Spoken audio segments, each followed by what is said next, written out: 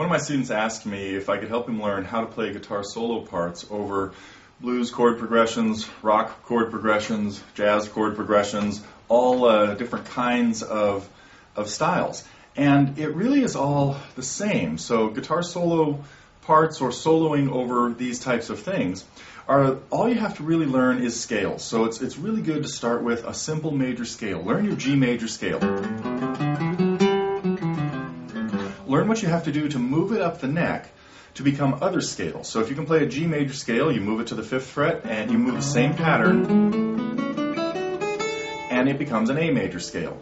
So just having a good fundamental knowledge of major scales, minor scales, pentatonic scales is all you really need to start soloing. Now actually, you can even do it with less than that. You really just have to have a reasonable knowledge of pentatonic scales, because most blues progressions and blues songs that are based in blues, rock and blues kind of stuff, really use minor pentatonic scales that are slightly modified to become what's called a blues scale, and then you just have to play any of those notes really in any random order. Now, it's not quite as simple as that because it takes a little while to craft a melodic solo. So a lot of times I'll tell people, you learn the set of notes you want to use. Now, there's a whole pattern of notes. I could come to the 5th fret here and use notes out of an A minor pentatonic scale. I could expand it by adding one note to it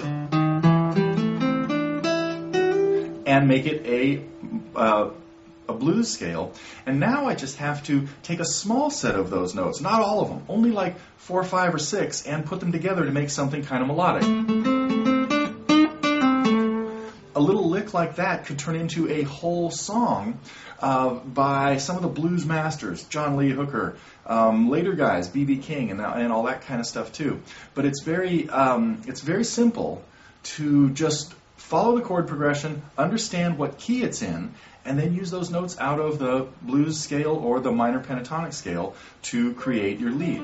So guitar soloing is usually the term people use to refer to playing a lead over a chord progression, more like in the manner that Stevie Ray Vaughan might or something like that. Solo guitar is a different story. That's something where you'd be playing instrumental pieces. But in a nutshell, all you really have to do is learn your scales and practice playing them by changing the order of the notes. Use a random order and try to create short little snippets of melodies.